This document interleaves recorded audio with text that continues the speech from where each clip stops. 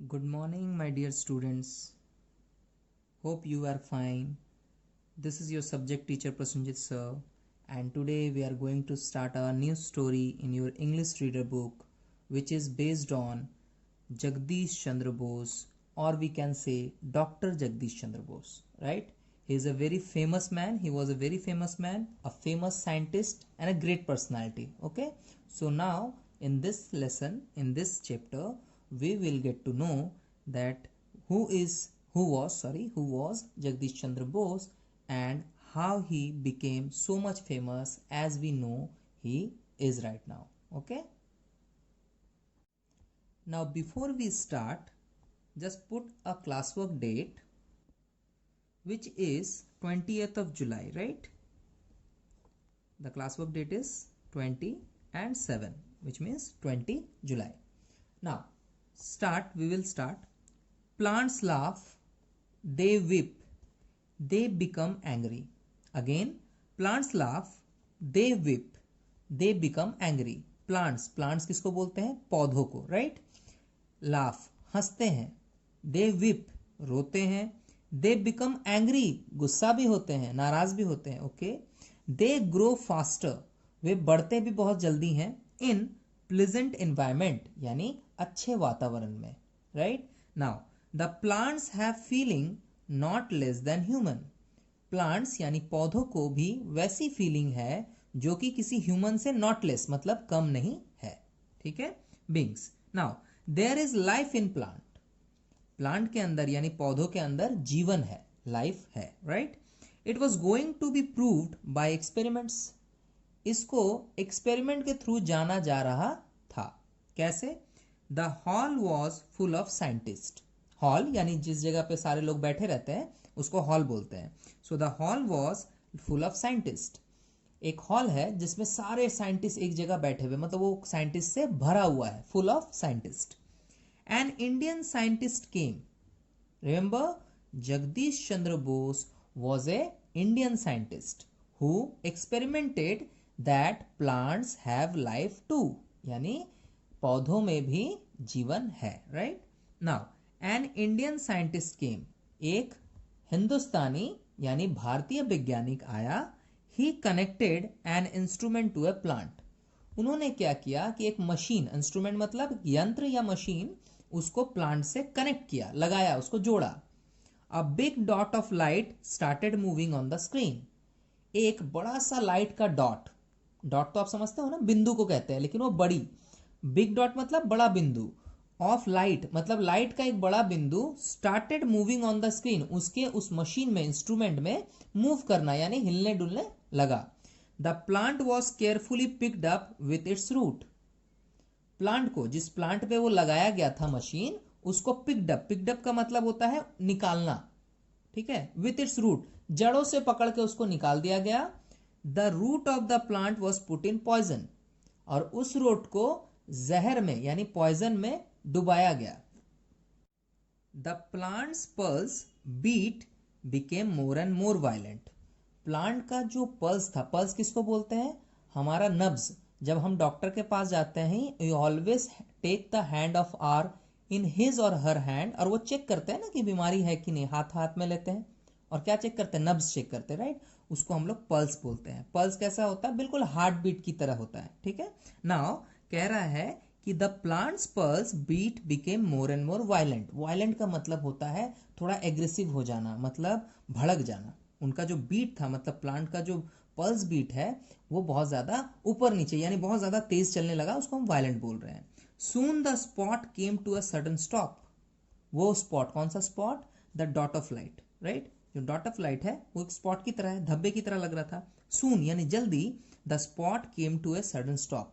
वो स्पॉट क्या है कि अचानक से रुक गया, राइट? पहले तो वो मूव कर रहा था ना जब उसने मशीन लगाई थी. Now the plant had died because of poison. वो प्लांट, वो पौधा मर गया. डाइड मतलब मर गया. बिकॉज ऑफ पॉइजन, पॉइजन की वजह से, जहर की वजह से. As the root was dipped in the poison. Poison में उसको, आई मीन हाँ, जहर में आपका उसका रूट यानी जड़ों को डुबा दिया गया था, right? Life in the plant was proved. वहां पर प्लांट में जो लाइफ है यानी पेड़ पौधों में जो जीवन होता है उसको प्रूव किया गया. प्रूव हुआ वो, right. Now the instrument that proved it is known as crescograph. वो मशीन जिसने इस बात को प्रूव किया उसको बोला गया क्रिस्कोग्राफ. उसका नाम है crescograph. It is a highly sensitive instrument, जो कि एक बहुत ही ज्यादा सेंसिटिव इंस्ट्रूमेंट है. इंस्ट्रूमेंट का मतलब मैंने आपको बताया है, इंस्ट्रूमेंट का मतलब मशीन से है, ठीक है. और सेंसिटिव का मतलब क्या होता है, बहुत ही संवेदनशील, यानी हल्का सा भी कोई मूवमेंट हो किसी जगह पे तो वो इंस्ट्रूमेंट तुरंत बता देगा आपको, ठीक है. It can measure the growth of A plant. ये क्या मेजर कर सकता है, क्या माप सकता है. मेजर करना मतलब मापना, राइट. ये क्या माप सकता है, ग्रोथ ऑफ प्लांट मतलब पौधा कैसे बड़ा हो रहा है, right. This instrument is able to detect minute responses. इस इंस्ट्रूमेंट, कौन सा इंस्ट्रूमेंट बाबू, this is crescograph, right. Instrument कौन सा है, क्रिस्कोग्राफ. तो crescograph can be able to detect minute responses, हर मिनट का रिस्पॉन्स बता सकता है. लाइकवाइज जब हम हॉस्पिटल में भर्ती होते हैं तो हमारे बगल में एक मशीन होती है ना जो हमारे पल्स काउंट करती है, तो कैसे उसमें ईसीजी की तरह मतलब डॉट्स बने होते हैं तो उसमें पता चलता है हमारा पल्स चल रहा है.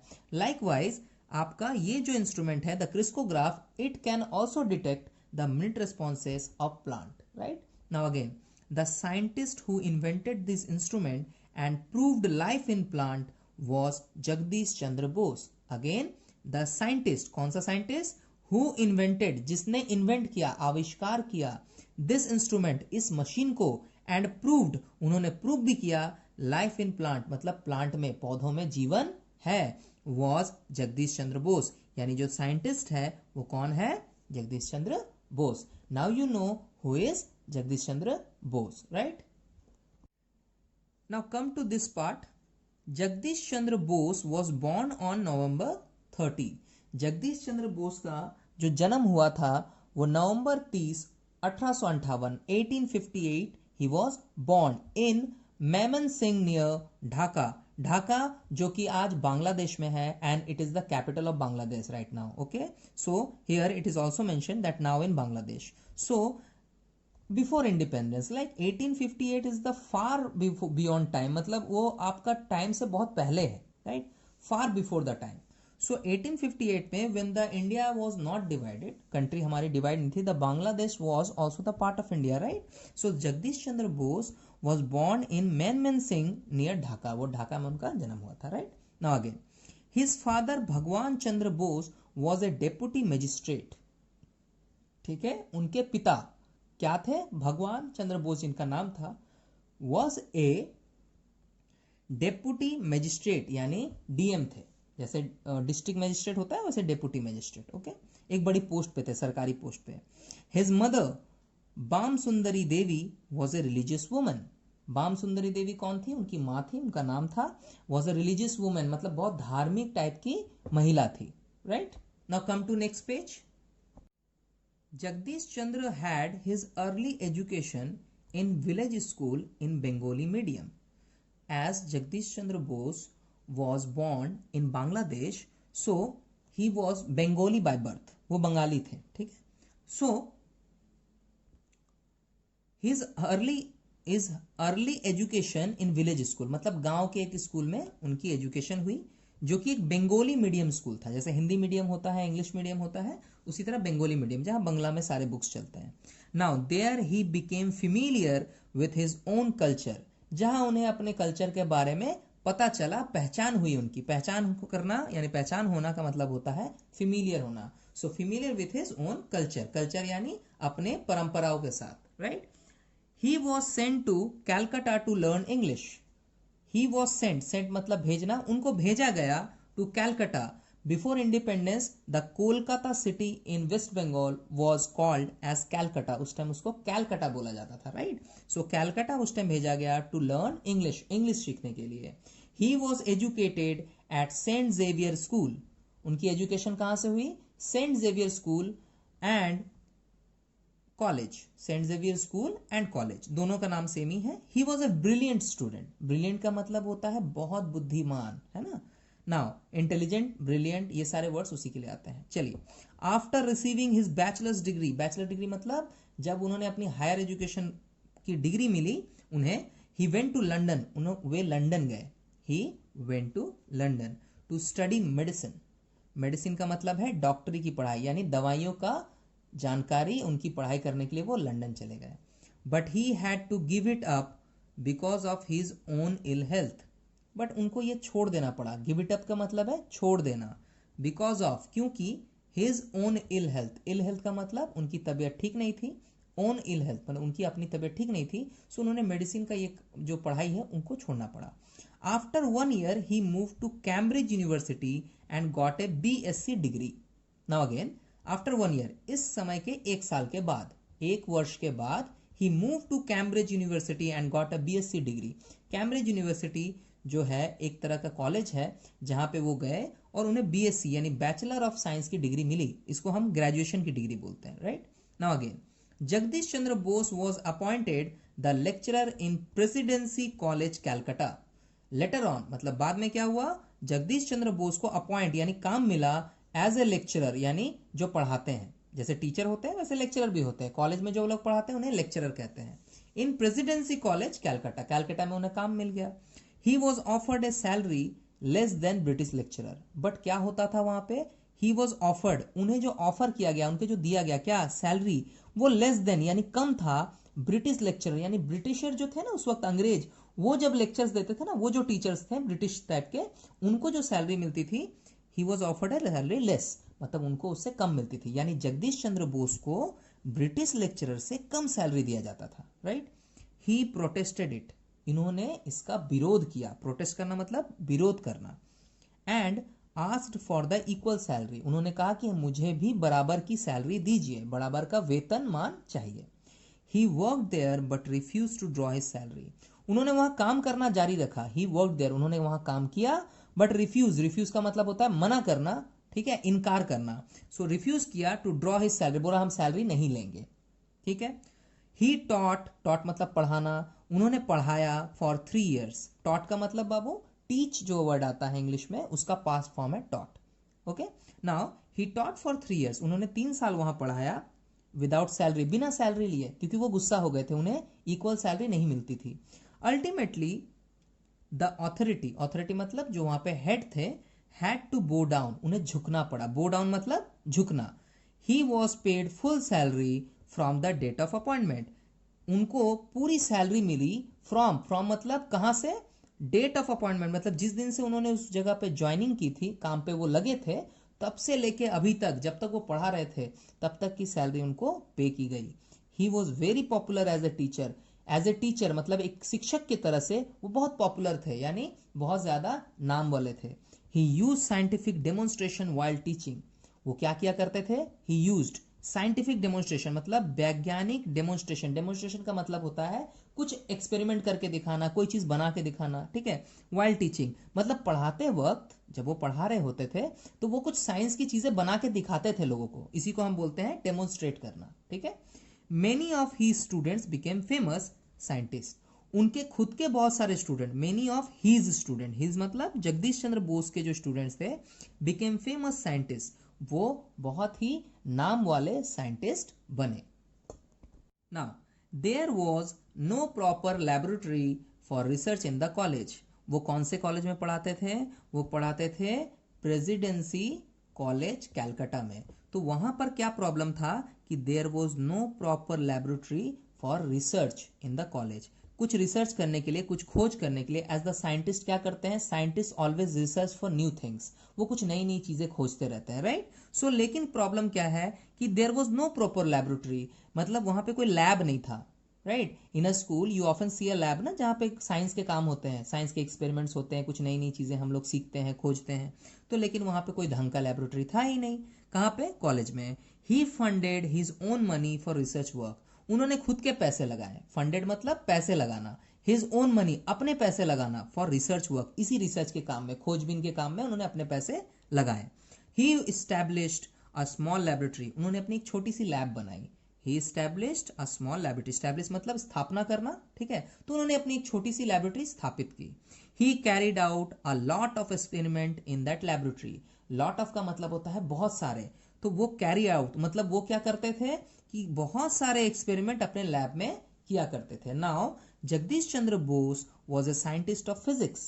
As you know, there is a subject part in science, right? Science में एक पार्ट होता है सब्जेक्ट का, that is called physics. Okay, so Jagdish Chandra Bose क्या थे? फिजिक्स के साइंटिस्ट थे, राइट, फिजिक्स सब्जेक्ट के. But he did a lot of work in the field of biology. But एक सब्जेक्ट साइंस में एक पार्ट है बायोलॉजी का भी. साइंस में 3 पार्ट होते हैं बच्चों. पहला है केमिस्ट्री, फिर है फिजिक्स, सेकंड है थर्ड है biology. Now but he did a lot of work in field of biology, मतलब वो ऐसे तो प्रोफेसर फिजिक्स के थे, but he did a lot of work, मतलब बहुत सारे काम वो करते थे बायोलॉजी बेसिस पे. ठीक है, बायोलॉजी क्या होता है? पेड़ पौधे, मानव शरीर, इसको लेके खोजबीन करना. ठीक है. Now he removed the barrier between physical science and natural science. Barrier का मतलब होता है दीवार. ठीक है, तो उन्होंने रिमूव किया, मतलब हटा ही दिया वो दीवार जो फिजिकल साइंस और नेचुरल साइंस के बीच में थी. मतलब जो चीज हम नॉर्मली देखते थे और नेचर के साथ यानी प्राकृतिक साइंस जो है उनके बीच की वो दीवार ही हटा दी. उन्होंने इतना अच्छा काम किया. Right. Now come to the next paragraph. This is the age of wireless communication. ये कौन सा एज था? Wireless communication. अब बताओ बाबू, कम्युनिकेशन क्या होता है? कम्युनिकेशन मतलब likewise we use mobile phones, telephone, right, internet वगैरह जो यूज करते हैं, तो वहां पे अगर तार लगा हो तो उसको हम वायर वाला बोलते हैं. और अगर बिना तार का हो, जैसे आजकल का स्मार्टफोन होता है, आवर स्मार्टफोन्स आर वायरलेस ना, we easily carry out from our, मतलब उसको हम घर से जब भी कैरी करते हैं, we can easily take it in our pocket and go. Right. So वो क्या है? वायरलेस है, कोई तार तो जुड़ा हुआ होता नहीं है. अब बोलता है this is the age of wireless communication. ये एक ऐसा एज है, एक ऐसा समय है जब वायरलेस कम्युनिकेशन चल रहा है. मतलब जब आपका सैटेलाइट्स हैं, रेडियो फ्रीक्वेंसीज हैं, right, you often see it in the science subject. Right. अब देखो, this technology was invented by Jagdish Chandra Bose. ये टेक्नोलॉजी किसने लगाई? आई मीन इसका इन्वेंशन, आविष्कार किसने किया? इसी आदमी ने, Jagdish Chandra Bose. Due to this man you use smartphone, radio frequency devices in now age. Right. Modern age में ये जो हम लोग यूज करते हैं ना, जिसमें वायर नहीं लगे होते हैं, ये टेक्नोलॉजी सबसे पहले किसने इन्वेंट की है? Our Indian scientist Jagdish Chandra Bose ने. Now he invented a device to generate electromagnetic waves. Electromagnetic waves को जनरेट यानी बनाने के लिए उन्होंने एक डिवाइस भी बनाया, एक यंत्र भी बनाया. Right. Again he also demonstrated it's functioning. उन्होंने इसको ऐसे भी चला के दिखाया कि ये काम कैसे करता है. फंक्शनिंग का मतलब काम करना और डेमोन्स्ट्रेट मतलब दिखाना, बना के दिखाना या चला के दिखाना. Later on Markovnikov got the patent of this invention. Later on मतलब बाद में एक साइंटिस्ट है मार्कोनी. मार्कोनी बोल के एक साइंटिस्ट है. He got the patent of इस इन्वेंशन. पेटेंट का मतलब है अपने अधिकार में इस आविष्कार को नाम में करा लेना कि यह आविष्कार मैंने किया है. Jagdish Chandra Bose retired from educational service as a senior professor in 1915. So Jagdish Chandra Bose जब बूढ़े हो गए तो वो रिटायर कर गए. रिटायर मतलब काम से अब वो निकल गए. क्या काम करते थे वो? From educational service as a senior professor in 1950. वो एक सीनियर ऑफिसर थे और उस काम से वो रिटायर कर गए. In fact he was to retire in 1930. In fact यानी असलियत में वो रिटायर करने वाले थे 1913 में, 1913 में. But the government extended his period of service. लेकिन सरकार ने बोला कि इनकी जो कामकाज की अवधि है उसको बढ़ा दिया जाए. Extended his period of service, उनका कामकाज का अवधि बढ़ा दिया गया. सो वो 1915 में जाकर रिटायर किए. Right. After retirement he was made professor emeritus. Okay. So वो किससे मिले रिटायरमेंट के बाद? Professor emeritus.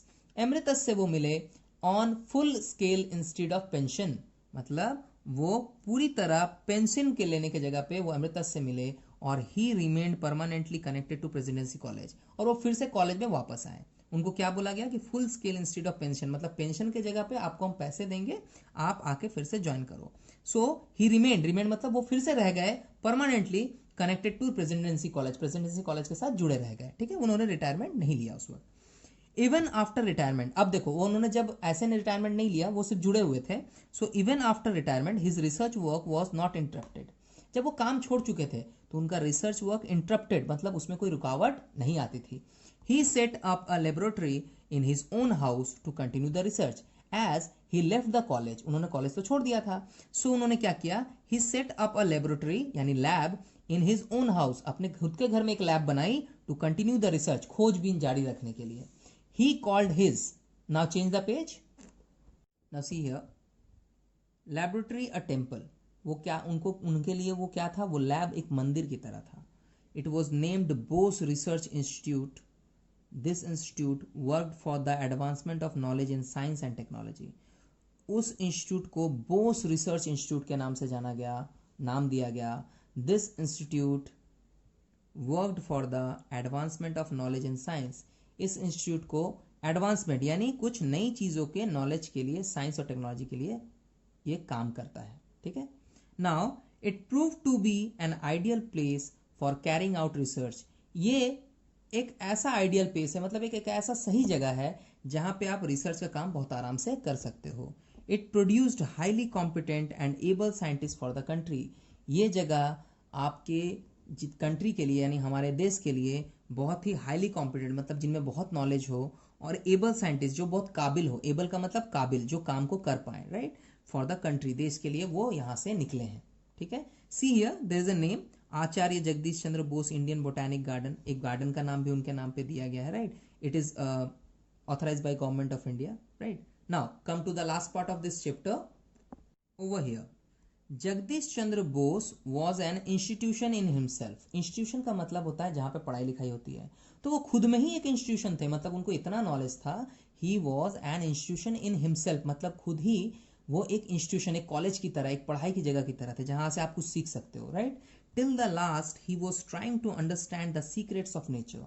Till the last मतलब अपने आखिरी समय में, जब तक वो मरे नहीं थे, आखिरी समय तक he was trying to understand, वो यही चीज जानने की कोशिश करते रहते थे। द सीक्रेट ऑफ नेचर, प्रकृति का सीक्रेट क्या है, राज क्या है, ठीक है।